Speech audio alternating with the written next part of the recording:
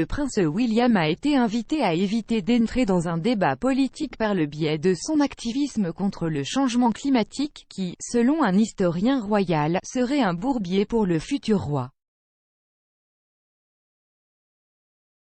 Les récents travaux du duc de Cambridge sur le changement climatique sont à un pas de nous dire quoi faire, a affirmé un historien royal.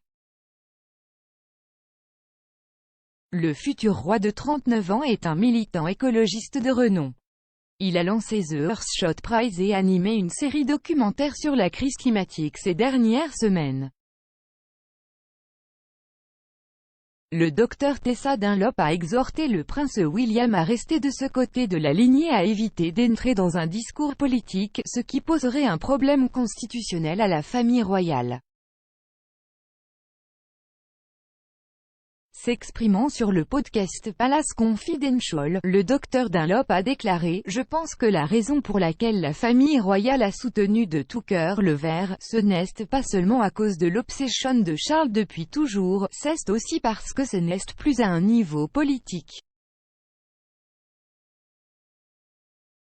Nous nous réchauffons, le problème je pensais où William doit vraiment marcher sur une ligne astucieuse, c'est que la façon dont nous gérons le changement climatique est extrêmement politique. Dans la façon dont la reine est là, elle ne dit jamais vraiment rien, elle hoche simplement la tête. Oui, le climat se réchauffe, c'est ce que vous voulez, et l'institution de la monarchie le reconnaît. William n'est quoi à un pas de nous dire quoi faire, au moment où il ne fait que distribuer des prix, il doit s'assurer que cela reste de ce côté de la ligne car sinon c'est un bourbier. Les gens qui passent au vert ne sont pas politiques, il y a un parti vert pour l'amour de Dieu, c'est politique. Le prince William devrait assister au sommet sur le climat COP26 à Glasgow au cours des prochains jours, alors qu'il rejoint le prince Charles Camilla et son épouse Kate lors de cette importante conférence. Avec son père, il accueillera les dirigeants mondiaux et les ambassadeurs mondiaux lors d'une réception lundi soir, et devrait prononcer un discours et organiser des réunions avec des chefs d'entreprise tout au long de la semaine.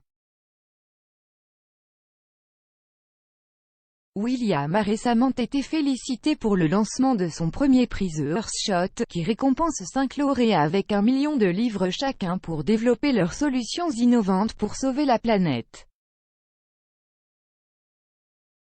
Destiné à courir pendant la prochaine décennie, le duc a créé le prix aux côtés du célèbre naturaliste Sir David Attenborough dans le but de créer de la positivité dans le débat sur le climat. Après avoir annoncé les 15 finalistes en septembre, William et Kate sont arrivés sur le tapis vert de Alexandra Palace le 17 octobre, pour récompenser les 5 lauréats. Ils ont été rejoints par des célébrités telles que Dame Emma Thompson, Coldplay et Ed Sheeran, le duc et la duchesse étant montés sur scène pour prononcer des discours sur la menace pour notre environnement. Les lauréats du prix comprenaient une ferme de récifs coralliens aux Bahamas, une initiative de gaspillage alimentaire à l'échelle de la ville de Milan et de la République du Costa Rica pour leurs efforts visant à préserver les écosystèmes naturels. Avant la cérémonie de remise du prix, le duc a présenté une série documentaire en 5 parties sur BBC One, qu'il a vu se rendre dans divers projets de conservation en cours au Royaume-Uni. Lors d'une interview avec BBC News, il a reçu des critiques après avoir suggéré aux entrepreneurs de se concentrer sur la sauvegarde de la Terre plutôt que de s'engager dans le tourisme spatial.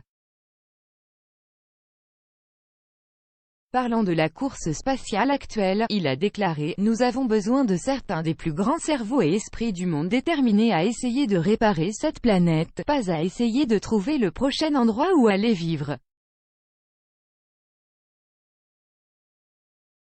Je pense que c'est finalement ce qu'il a vendu pour moi, c'est vraiment crucial de se concentrer sur cette planète plutôt que d'abandonner et de partir dans l'espace pour essayer de penser à des solutions pour l'avenir.